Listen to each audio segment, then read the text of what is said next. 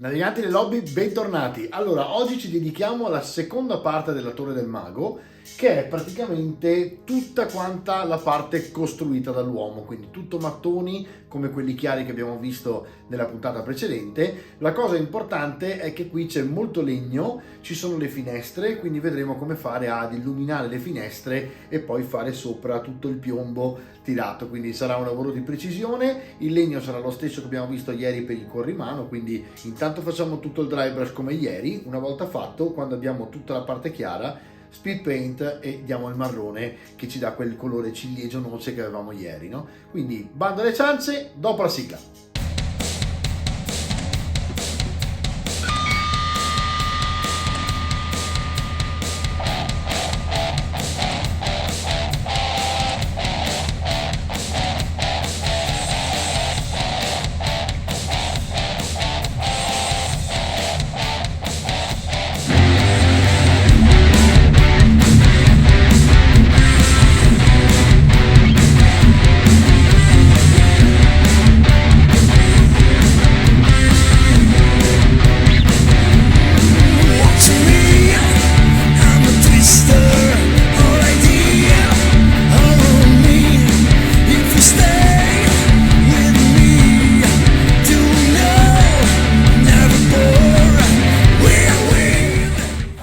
Come ieri, pennellone da dry brush, possiamo utilizzare un pennello di Army Painter, sempre dry brush, un pennello della Green Stuff piuttosto che un pennello Artis Opus. L'importante è che la parte che utilizzeremo sia abbastanza larga. In questo caso sto usando un Green Stuff, ok? Deve essere abbastanza largo. Allora prendiamo la nostra carta assorbente e i nostri colori, che non so se li vedete, non tutti. Allora noi abbiamo la sequenza che era Darkstone, poi abbiamo utilizzato l'Uniform Grey, l'Ash Grey e il Matte White, e questo per quanto riguarda Army Painter. Volendo, se volete aggiungere una sfumatura in mezzo, c'era il Dry Downstone della Citadel che avevo utilizzato ieri, che effettivamente con questa transizione a 4 non serve quasi neanche. Ora vediamo un attimo, se ce n'è bisogno la mettiamo. Quindi adesso io mi metto con un time lapse a fare il dry brush. Quando abbiamo finito tutta la parte del mattone, cominciamo a pensare con lo speed paint, che era l'Hardened Leather, e a fare la parte del legno. Ok, ci vediamo intanto alla fine del timelapse dei mattoni.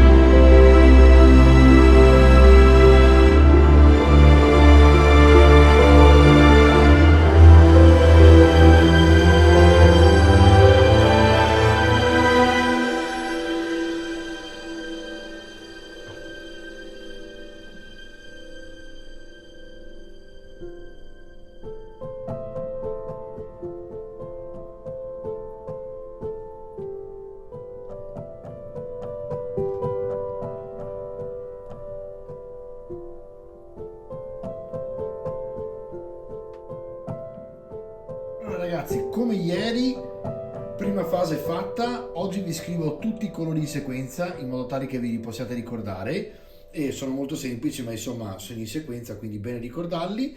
Vado avanti con la seconda parte del timelapse.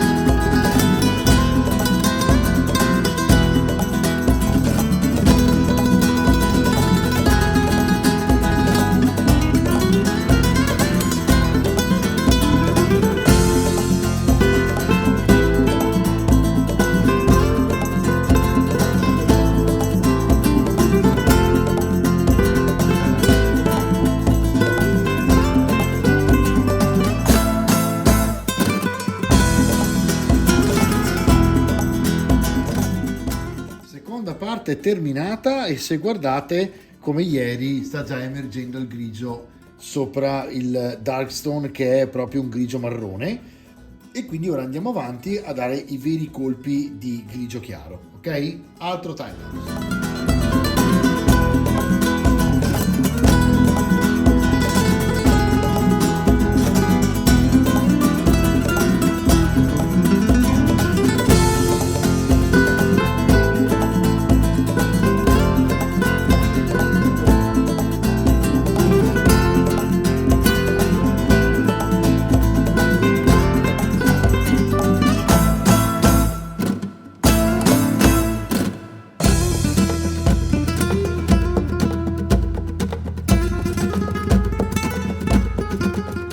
Avete visto, si è staccato un pezzettino, quindi rimediamo subito a questo mini danno. Non è un problema, ovviamente abbiamo di tutto di più, quindi mettiamo un po' di colla gel che l'aiuta insomma a restare lì dov'è e troviamo subito la posizione corretta, così non dobbiamo diventare matti.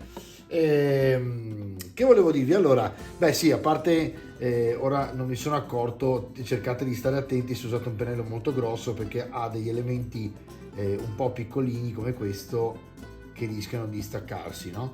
Allora, detto questo, vediamo un po', scusatemi un secondo che cerco la posizione corretta, eccola qua. Ora è un po' appiccicoso perché l'ho appena dipinto.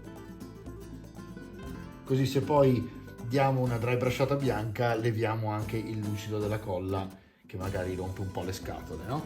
Lasciamolo un attimo asciugare e diamogli il suo tempo. Nel frattempo diciamo che siamo arrivati già al dunque e la prima parte è molto veloce, quindi non è un dramma, non è difficile da fare. E diciamo che adesso manca l'ultimo colpo di bianco, mentre vi chiacchiero intanto lo metto sul vortex e lo mescolo. Voi sapete che gli Army Painter sono colori che vanno mescolati parecchio, però è vero che quando li avete mescolati sono veramente fantastici, sono dei base molto pigmentanti che potete voi allungare quanto volete con il medium e quindi arrivare fino al glaze senza problemi, però avete appunto una serie di colori molto coprente e molto pigmentante che ricorda moltissimo, come ve l'ho sempre detto, i colori anni 90-2000, in cui per esempio c'era il Goblin Green, che tra l'altro loro hanno fatto, e il Goblin Green era quello con cui si faceva le basette di Warhammer Fantasy, fino alla nona edizione, le basette, mi sembra che verso la nona erano diventate marroni tipo Bestel Brown. Prima le cornici invece che nere o marroni si facevano col Goblin Green, però ai tempi erano veramente belle. Poi pian pianino ha cominciato ad andare di moda di nuovo tornare alla cornice nera per far vedere lo stacco della miniatura sul tavolo. Allora vado avanti con il bianco, vediamo un pochino, questo possiamo farlo anche insieme senza timelapse. Sono dei colpi di luce che diamo a tutta la pietra, quindi qui spolveriamo veramente e diamo i colpi di luce alla pietra. Dobbiamo fare in modo che sia simile a quella di ieri, quindi chiaramente su questa parte qua ricordatevi che dovete guardare poi dove l'avete messa ieri di più e di meno, cioè il bianco dove l'avete messo di più e di meno, e cercate di renderlo omogeneo, cioè non esagerare troppo e allo stesso tempo non farne poco, perché deve essere uguale sostanzialmente a quello che abbiamo fatto sul pezzo precedente. Allora, diciamo che quando si fa un pezzo del genere, indubbiamente è una sorta di catarsi per un modellista, perché intanto non ci sono solo le miniature, ma i diorami la fanno da padrone sui tavoli da combattimento, e potersi dipingere da soli il diorama è una delle parti dell'hobby, secondo me, più importanti e più belle da imparare, perché effettivamente c'è questa componente ed è un peccato perderla comprando tutto già fatto, no?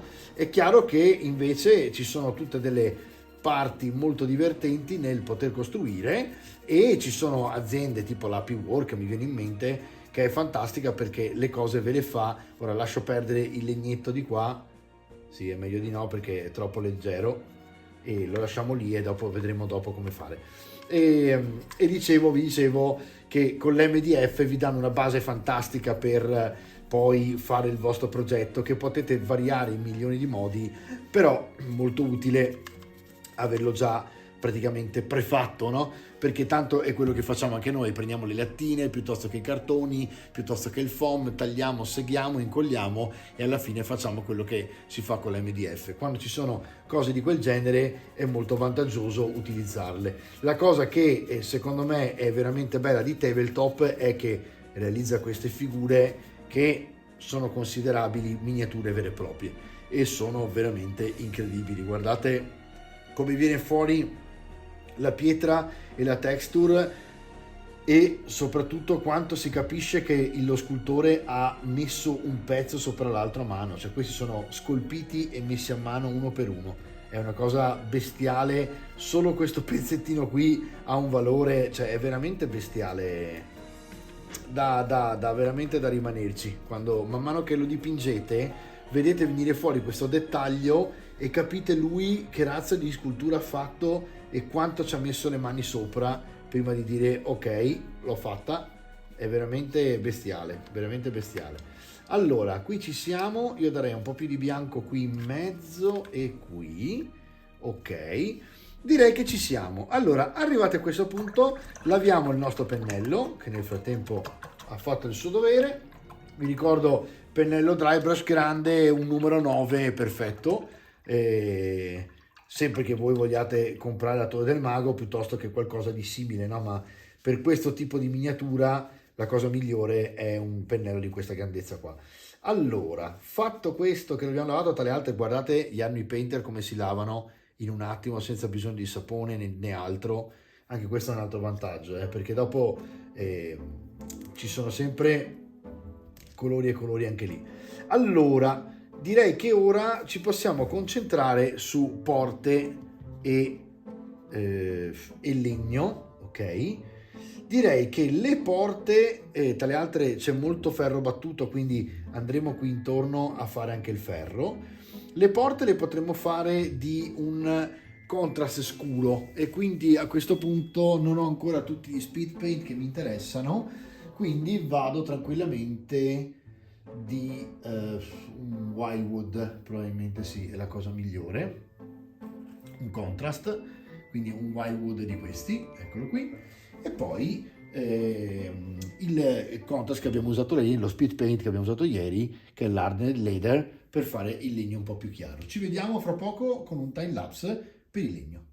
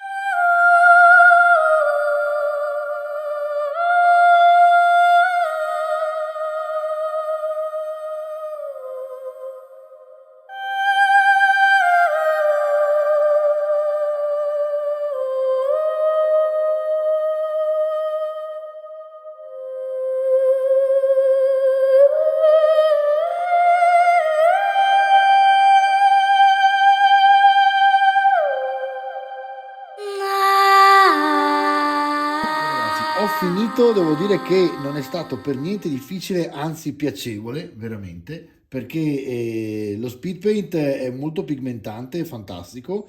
Il legno stacca moltissimo dal bianco, mi piace tantissimo. Le porte belle che hanno una colorazione diversa. Qui ho un po' rinforzato per fare anche qui un legno diverso dagli altri due, come se avessero appunto pescato legno un po' in giro nei boschi per costruire, diciamo. E niente, adesso io lascio asciugare un attimo e andrei avanti invece con il metallo, quindi un altro timelapse dove comincio a mettere il metallo. Ragazzi, ho fatto il metallo, ovviamente la prima base, e quindi praticamente risulta molto acceso anche se è un metallo scuro. Anche lì ho fatto la base e adesso praticamente avrò altre due sfumature di metallo fino ad arrivare quasi all'argento, soprattutto qui nella sfera che poi avrà tutte le gemme, e in mezzo un'altra gemma la useremo con i technical che ancora ho della Games Workshop, lo Spirit Stone Red per esempio, il Soulstone Blue o il Waystone Green, che fanno praticamente la gemma. Molto molto belli, funzionano benissimo sopra l'argento, basta fare da un argento scuro a un chiaro una bella wash solo da un lato, così fate una transazione da scuro a chiaro e poi praticamente gli date questa sopra questo gloss praticamente che è trasparente, è un glaze glossato, e viene fuori questa gemma stupenda. Quindi adesso vado semplicemente a dare un po' di sfumatura all'argento, cioè scusatemi, al metallo, quindi praticamente molto velocemente passo sopra e gli do questa connotazione ancora più chiara, che poi andremo a definire in contrasto con un wash nero, un oil sicuramente, o un wash insomma nero della tipo il dark tone dell'Army Painter, in modo tale che abbia praticamente questa appunto più contrasto, perché adesso lo vedete molto chiaro. Allora vediamo qua la sfera, vedete praticamente da un lato cominciate a farla più chiara,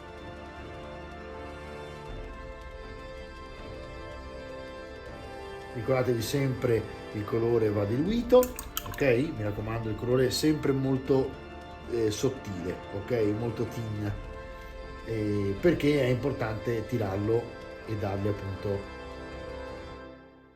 ecco qua. Adesso per esempio prendiamo l'argento e andiamo a dargli questa luce che poi dopo tornerà utile. Di qua metteremo il wash e tornerà molto utile quando metteremo appunto il gloss della Games Workshop. Allora qui sopra metterei appunto un altro po' di lucette così, tanto poi qui andremo a mettere anche qui il wash e ad arrugginire, perché un pochino comunque voglio che siano vissuti tutti i pezzi della torre, perché voglio che la torre sembra che sia lì da veramente centinaia d'anni, se non millenni, e quindi farò in modo che sia abbastanza rovinata. Adesso bisogna fare le finestre. Per le finestre mi tengo questo pennello, direi di andare a prendere un giallo molto opaco, potrebbe essere in questo caso un extra opaque della Game Color. Game Color è una serie della Vallejo che fa questi colori, questi qui, che sono veramente tanto opachi, sono proprio un base ancora più pigmentante.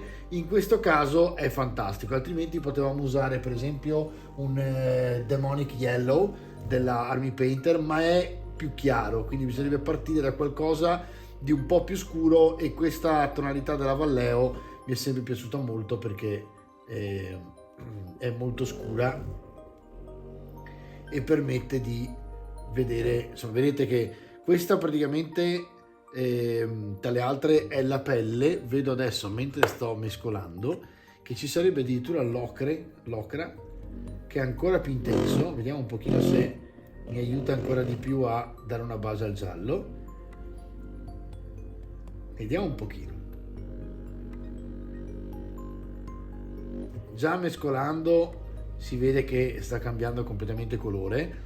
Come vedete tutti i colori vanno mescolati molto, specialmente quando non li usate da tempo, si separano tantissimo e la parte più pesante del pigmento va sul fondo, la parte media resta appunto a metà e sopra rimane l'acqua praticamente, quindi vanno molto molto mescolati per dare la possibilità ai tre elementi di rimettersi praticamente tutti mischiati insieme. Adesso andiamo a vedere tra un attimo, do ancora una mescolatina che vedo che ancora vedo molto liquido qua sopra e vediamo un po', perché ovviamente il giallo è uno dei colori meno pigmentanti in assoluto. Ora lo vedo liquido ma bello denso, quindi nel senso sembra un controsenso detto così, no? Liquido ma molto pigmentante. Vediamo un pochino. Allora ovviamente non riuscirà a pigmentare più di tanto, io ho dato anche il bianco ma vabbè. Invece guardate come copre pur essendo un giallo. Secondo me questi colori qua della Vallejo sono molto azzeccati per queste cose qua. Allora,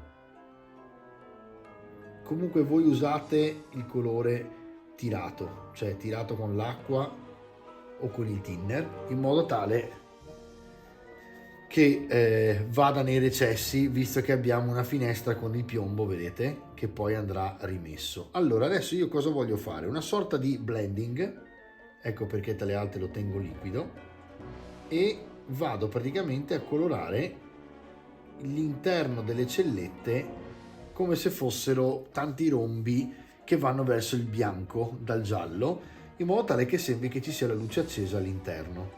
Una volta asciugato darò i bordi e quindi ripasserò praticamente i bordi di metallo, questa volta molto molto scuro, e lo lascerò molto scuro, così darà l'effetto della controluce. Sapete, quando una cosa è sottoesposta, vuol dire che praticamente la luce è dietro. Non so se avete mai fatto una foto. Se fate una foto a una persona che sta davanti al sole, la persona la vedete praticamente completamente nera, e questo è l'effetto che fa la luce, la sottoesposizione che c'è dietro. E quindi adesso vediamo un pochino. Allora, vedete che già comunque ha un suo perché questo colore, no? Ok, direi che ci siamo. Non vado a fare l'altra perché voglio andare subito a fare un giallo chiaro, e qui mi serve davvero un Moon Dust dell'Army Painter, che è un giallo molto chiaro, e cerco in ogni celletta di dargli un puntino e di fare una sorta di blending in modo tale che vada a mescolarsi.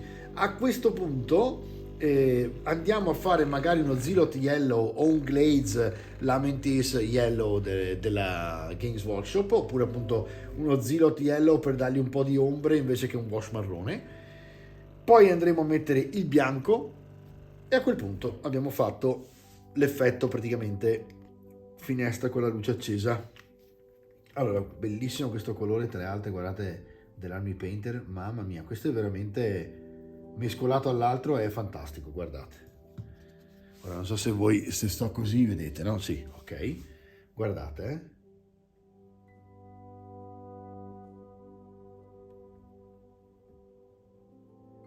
praticamente in centro voi andate a fare dei rombi, o meglio, in centro ai rombi voi andate a fare dei puntini, scusate ragazzi, fate dei puntini giallo chiaro che diano questa parvenza di luce all'interno. State pure anche sopra il piombo, cioè quello che sarebbe poi il piombo, perché tanto poi andrete a mettere il nero, quindi potete sbordare quanto volete, anzi, ecco qua, e l'effetto è molto carino già così.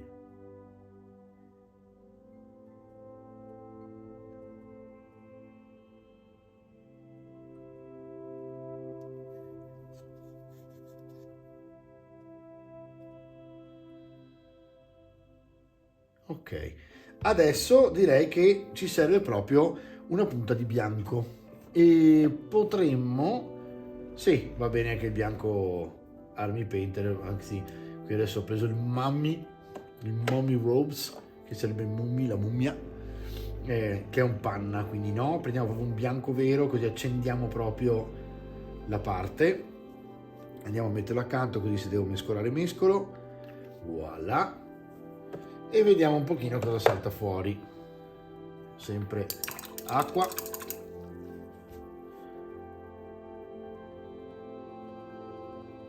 Tanta acqua in questo caso, ne ho messo tantissima. Ok. Una bella punta di bianco praticamente sul giallo che lo rende proprio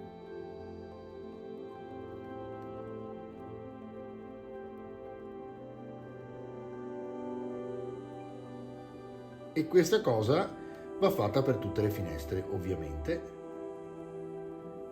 C'è sempre una parte un po' più di precisione, no?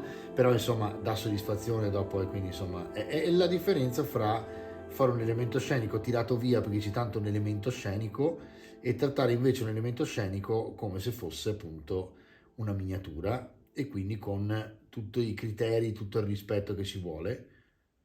Secondo me è veramente un'altra cosa, specialmente quando lo vedete sul tavolo.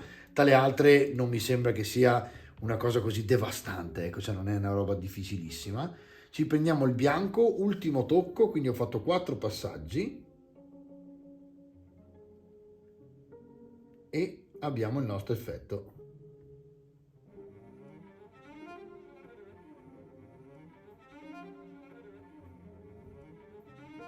Se metto un glaze adesso, vado a staccare e levare praticamente questo effetto che abbiamo fatto diciamo del bianco. Si vedrebbe meno, la transizione si vedrebbe un po' meno. Mi chiedo se è il caso di farlo, perché tanto quando andremo sopra a ripassare tutto praticamente non serviranno le ombre, perché sarà veramente quasi nero il black metal. Però potrebbe starci, potrebbe starci. Comunque intanto andiamo a fare le altre 2 finestre, così rivedete anche i passaggi. Allora, il primo passaggio è un giallo molto pigmentante che quasi quasi vi direi è un ocra, ok? E quindi andate a stendere l'ocra, ricordatevi di diluire molto il colore in modo tale che vada all'interno dei recessi della finestra. Questo vale ovviamente per qualsiasi finestra, non è che solo per questa. Per qualsiasi finestra voi vi trovate insomma davanti, questo è un ottimo modo per fare quel famoso effetto luce calda all'interno che accendono la sera con le candele. Ecco qua. Allora andiamo a tenerlo abbastanza liquido.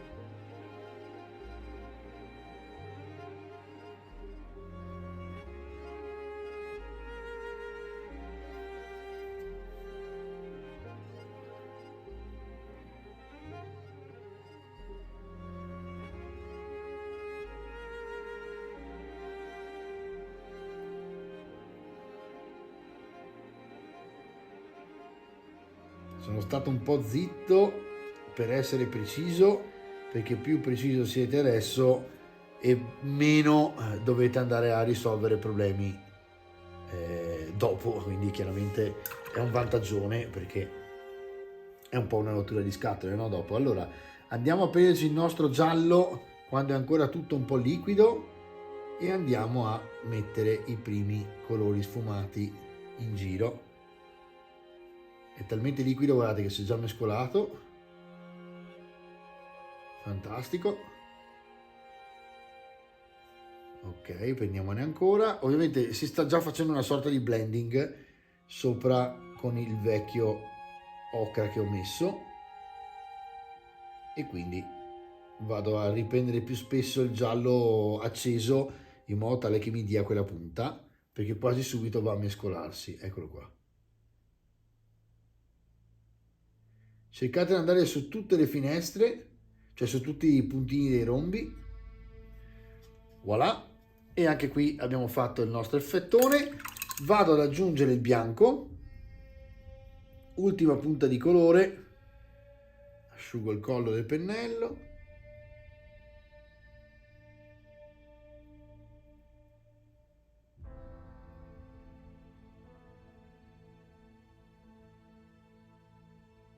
ecco qua, ancora bianco,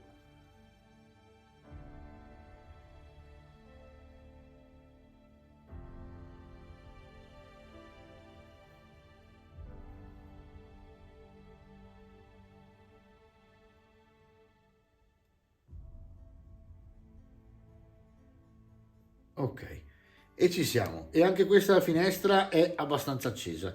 Vedete l'effetto che fa? Adesso facciamo la terza e dopo ripartiamo con la prima che si sarà nel frattempo asciugata e cominceremo a fare il metallo molto scuro per poter simulare appunto il piombo, che è la piombatura del vetro praticamente che viene fatta.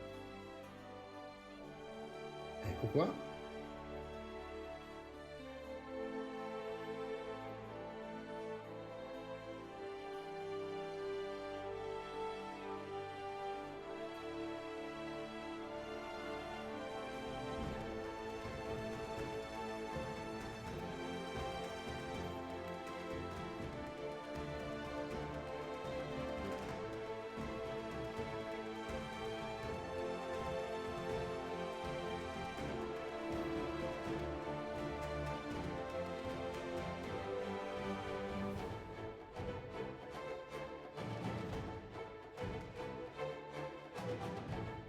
Ok,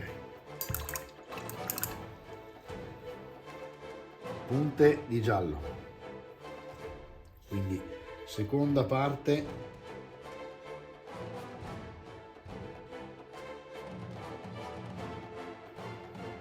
punte di giallo,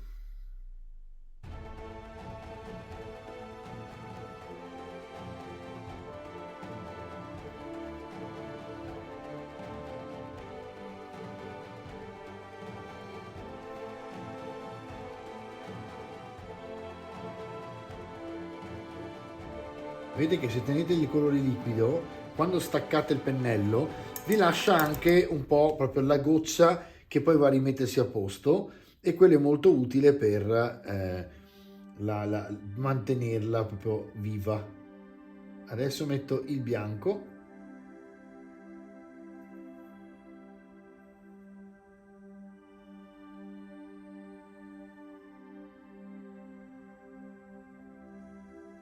E qui gli date proprio il colpo di luce. Non vi preoccupate se sbordate perché tanto poi i bordi verranno ripassati. Cercate di farli tutti in modo tale che si veda l'effetto, ok? Ecco qua. E quindi abbiamo, per esempio l'ho appena detto ma non l'ho fatto, eccolo lì. Ok, adesso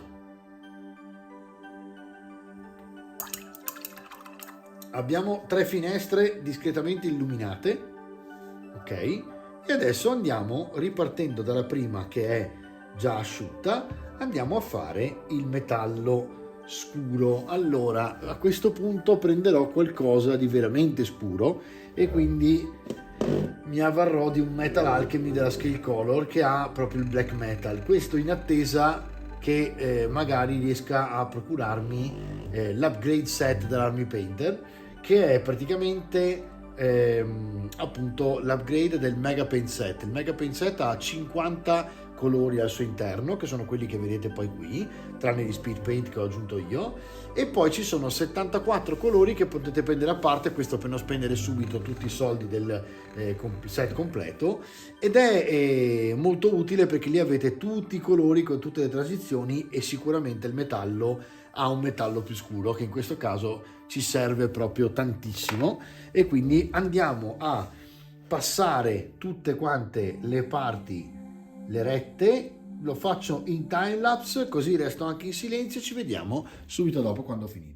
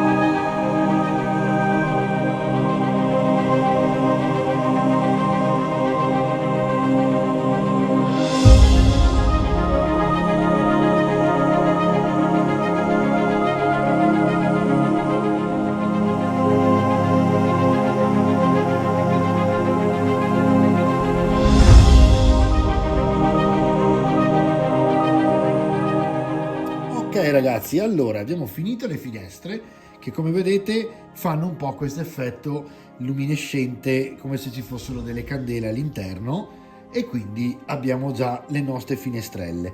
Adesso procedo con i particolari che saranno ruggine sui metalli, piuttosto che magari volendo anche un po' di dry brush sul legno, ma vi dirò che il legno è veramente bello, cioè mi ha colpito quanto uno speed paint riesca con questo tipo di sfumatura sotto e quindi un pre-shadow, diciamo, perché vedete qui ci sono già ovviamente le transizioni, no? Dal bianco, grigio al nero. Sopra con uno speed paint avete già fatto praticamente tutto e non si sente il bisogno di vedere ulteriore saturazione del colore con un bianco, quindi direi che lo lascio così.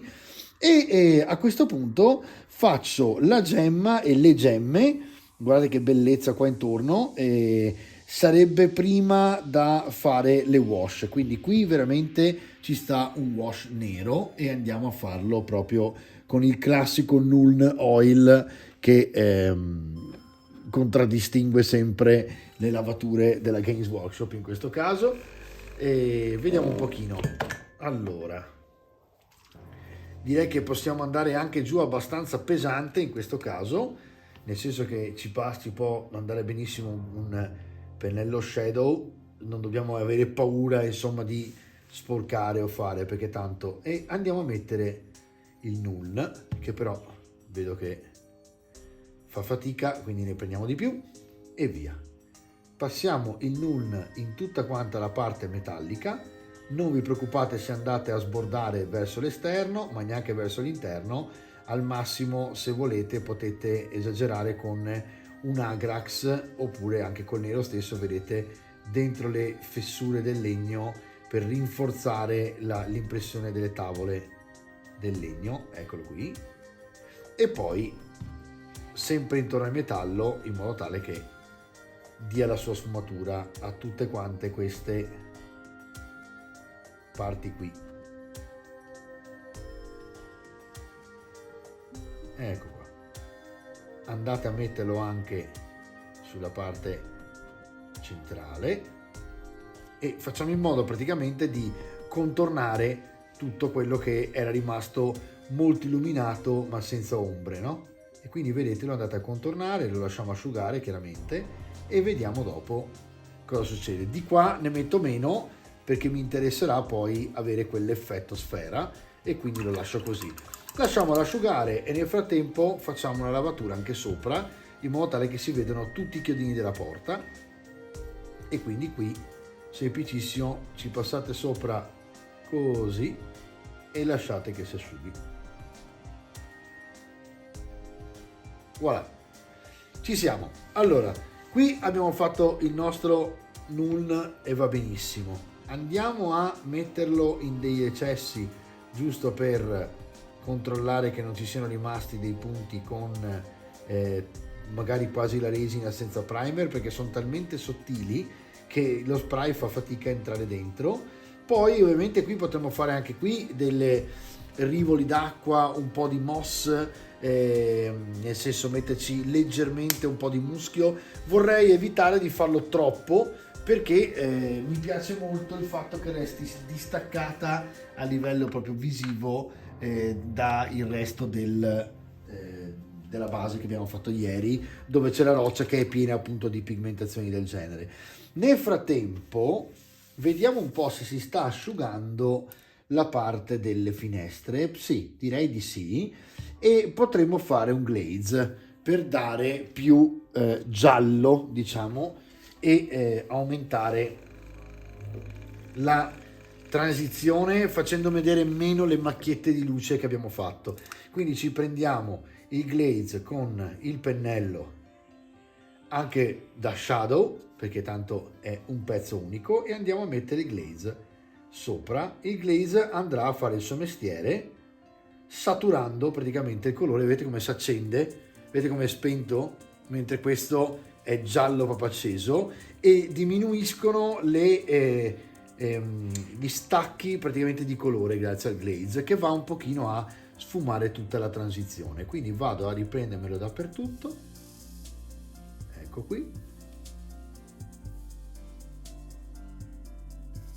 voilà, questa è proprio una lavatura fatta apposta, e la Games Workshop purtroppo non le fa più perché di fatto col medium potete tranquillamente farvele da soli, però è molto comoda e devo dire la verità, mi sono tenuto la boccetta perché è comodissima, in un attimo avete fatto il vostro glaze alle vostre finestre, ecco qua. E adesso abbiamo anche molto più sfumato la transizione delle macchiette dal giallo ocra al giallo medio al bianco quasi addirittura.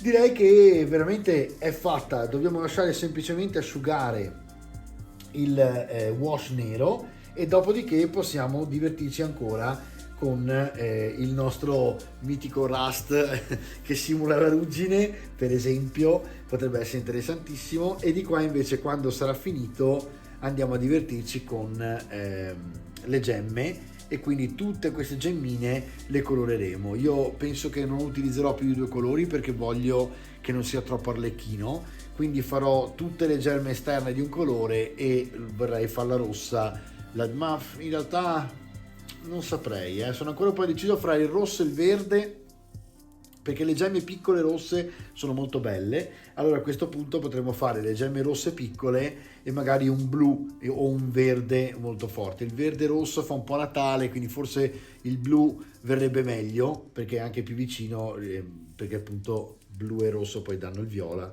quindi da vedere. Comunque lasciamolo asciugare e vediamo tra un pochino. Va bene, allora adesso mettiamo la ruggine e quindi usiamo il rust, che qui è rapido e veloce. Chiaramente è vero che negli elementi scenici non è che bisogna dannarsi come una miniatura e tra le altre come se fosse il generale, cioè la più bella miniatura, però insomma un minimo. Allora usiamo i prodotti più belli che abbiamo in casa per riuscire a dargli un certo tipo di tono e tentiamo di andare via bene, insomma. Però vedete che già con il rust che fa questo effettone stupendo ho già fatto quello che devo fare, non è che andrò lì a fare anche le colature e tutto il resto. Mi sembra che già con questo abbiamo fatto veramente filotto oggi e quindi va benissimo.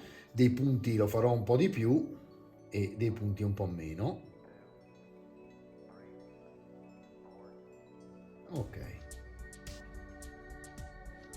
e questo sicuramente aiuta molto a invecchiare.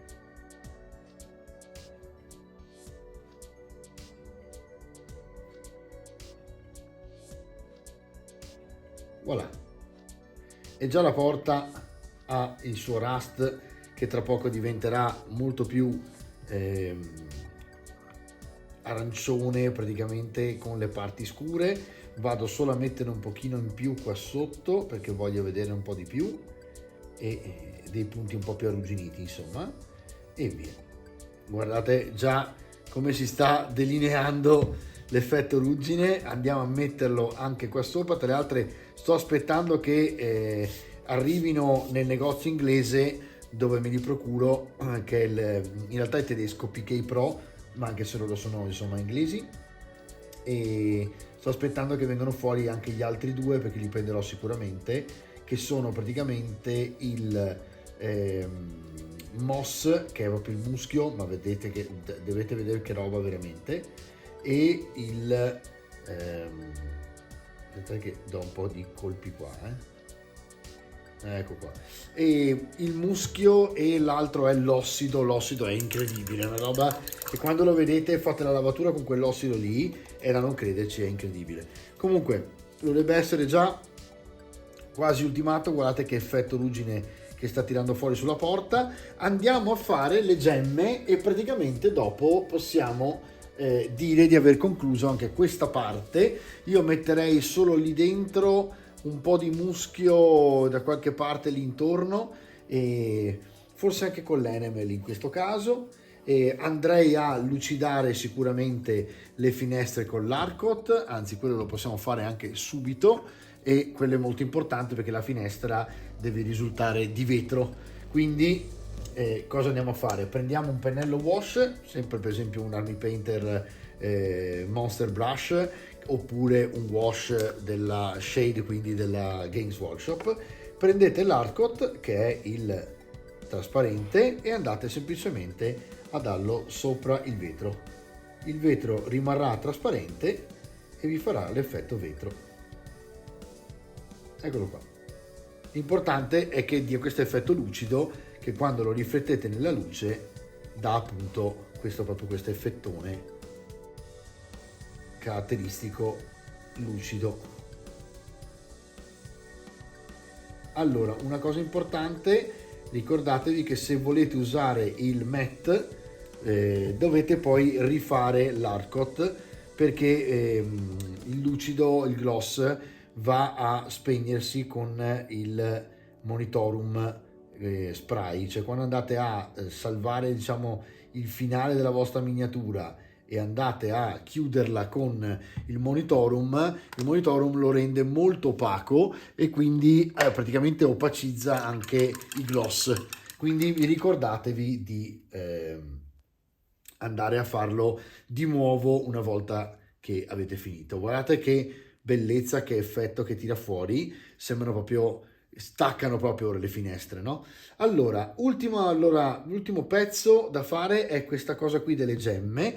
Partiamo dalle Spirit Stone Red, che è praticamente il technical della Citadel per fare le gemme rosse. Quindi il sistema in questo caso è più semplice di quello classico che facciamo fin dagli anni 90-2000, per chi se lo ricorda, che è partire dal marrone scuro andando a spicchi verso il giallo e poi puntino bianco sopra lo scuro, no? In questo caso invece è molto più veloce. Avete già fatto praticamente è un po' una sorta di contrast, quando ancora i contrast non esistevano, ma iniziavano a elaborare questa idea delle pitture in trasparenza. Prenderei un 2 zeri, vediamo un pochino, sì, è perfetto. Tra le altre, tra un pochino arrivano anche i 2 zeri della Red Grass, sono curiosissimo. Un altro che sono curioso di utilizzare è il Masterclass di Army Painter. Non l'ho mai usato, ma mi piace molto l'idea del grip. Allora vado a prendere, io sto usando adesso un pennello con il pelo corto e quindi è una serie M della Artis Opus, e vado a toccare praticamente le gemme per lasciargli questa impressione rossa, e praticamente è una lavatura con il gloss che è andata a fare sopra il metallo.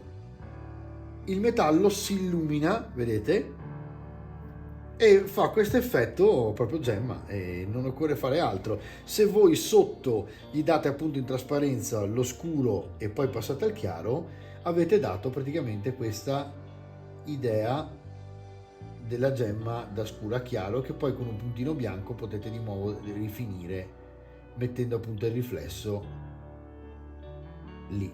Allora vado un attimo a sistemare questa.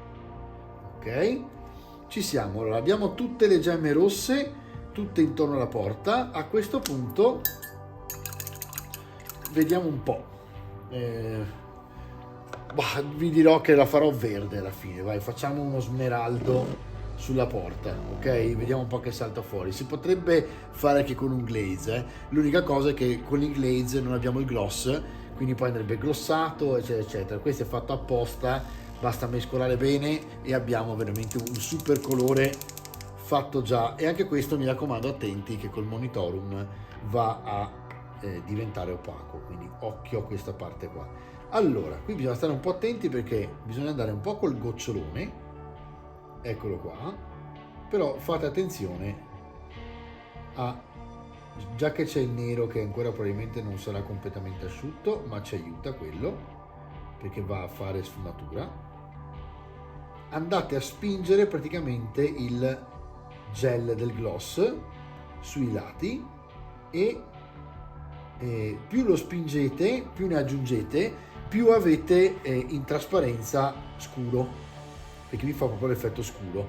Quindi più lo levate e più si vede l'argento sotto. Io ho lasciato di più qui a destra, quindi adesso vado intanto a mettere dentro il verde dappertutto. Ok. E poi andiamo a vedere dove vogliamo spingerlo. Allora, per esempio, qui sfruttiamo anche il fatto che ci sia il Null Oil, spingiamolo qui spingiamolo qui, vedete proprio che sto proprio con il pennello, con la punta del pennello, sto spingendo verso i bordi in modo tale che la parte qui a destra faccia in trasparenza vedere più silver, che è quello che ho messo prima. E dopo, quando avete finito, sarà asciutto, rimarrà questo effetto gloss fantastico. Continuate a staccare il pennello perché deve rimanere proprio il gocciolone che vedete che effettone che fa la gemma, e la lasciate lì. È semplicissimo e avete fatto una gemma di grandissimo effetto. Quindi adesso la tecnologia sta veramente aiutando moltissimo i pittori, soprattutto nuovi, che magari hanno difficoltà con le vecchie tecniche, che comunque sono complesse perché serve, diciamo, una mano col pennello, no? Perché per fare tutti gli spicchi della gemma di un Eldar ci vuole una mano ferma non da poco, e quindi pennello molto piccolo, è difficile che all'inizio uno vada a comprare un pennello da 4 zeri, per dire, e poi ci vuole appunto la mano ferma.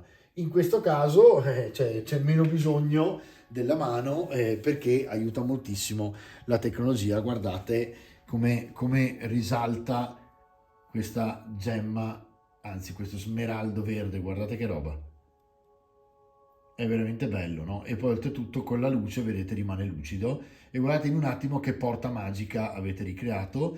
L'altra l'abbiamo proprio arrugginita un pochino, e direi, ragazzi, che ci siamo. Vado prima a vederlo collegato alla e andiamo insieme a farlo, a collegarlo al resto della struttura, che era la base che abbiamo fatto nella puntata precedente, perché voglio vedere se bisogna mettere del verde. Probabilmente, vi dico la verità, sia le wash sia appunto questi ultimi ritocchi, tra cui i fiorellini che vengono fuori dai mattoni, magari meglio farli all'ultimo momento, perché secondo me vedete l'insieme e vi fate un'idea di insieme, per l'appunto. Quindi andiamo a vederlo direttamente sul tavolo e ci facciamo un'idea.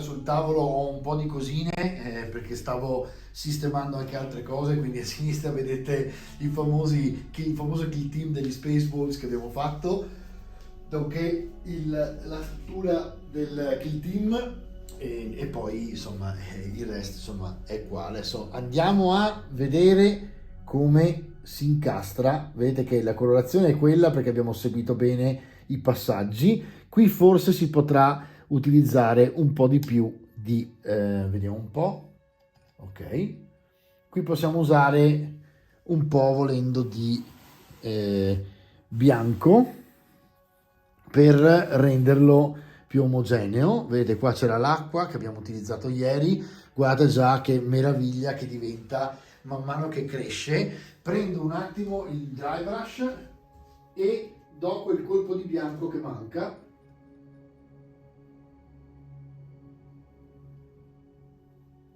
Allora, lo facciamo in diretta qui, tanto è veramente poca roba, però vedete? E andiamo a uniformare l'attacco. Poi dopo si può andare avanti, possiamo vedere tutto, ma l'importante era questo, vedete? Era avere il punto di intersezione dove non si vede sostanzialmente che si sta unendo. Loro l'hanno fatto veramente bene. e quindi onore anche a Tabletop World che ha fatto una scultura incredibile. E andiamo a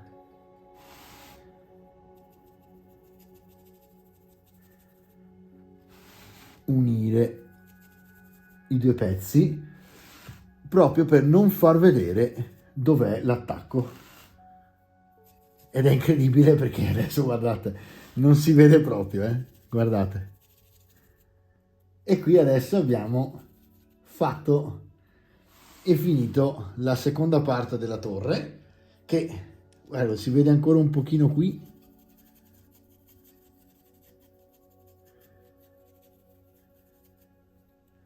Vediamo un po'. Che ne dite? Non è male, no? Non è male.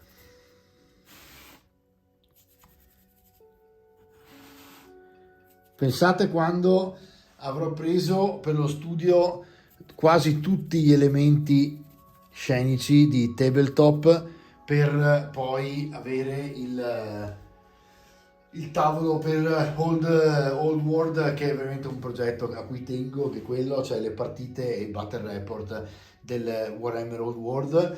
Guardate che bella che è la porta adesso con la scalinata, come si presenta, vediamola più da vicino. Eccola qui, guardate che bellezza che è, eccola qui a fuoco, guardate che meraviglia, se andate a zoomare si vede benissimo, eccola lì, la nostra porta magica, ve la inclino leggermente, eccola là, così potete vedere l'ingresso. E su questa immagine direi che possiamo andare a fare un breve recap di quello che abbiamo fatto oggi e poi andremo avanti ancora. A tra poco. Si sta delineando sempre di più la nostra Torre del Mago, devo dire che dà molta soddisfazione, non è difficile per niente, basta essere molto leggeri con il dry brush ed è tutto un lavoro di polso, per cui magari vi verrà un po' di crampo sulla mano, ma vale veramente la cosiddetta pena e quindi il dolore del crampo, perché sta venendo veramente bene. Nella prossima puntata penso che la finiremo, vedremo i tetti che saranno blu e quindi andremo a vedere un po' come invecchiare il blu per farlo sembrare comunque realistico, nonostante sia un po' particolare come colore per i tetti, ma voglio che abbia un senso magico proprio l'intera torre, e quindi tentiamo di dargli questo senso magico. Poi vedremo dove mettere magari fiorellini e quant'altro per renderla tutta un pezzo unico molto bello per quando è unita, ok? Ci vediamo alla prossima puntata, ciao!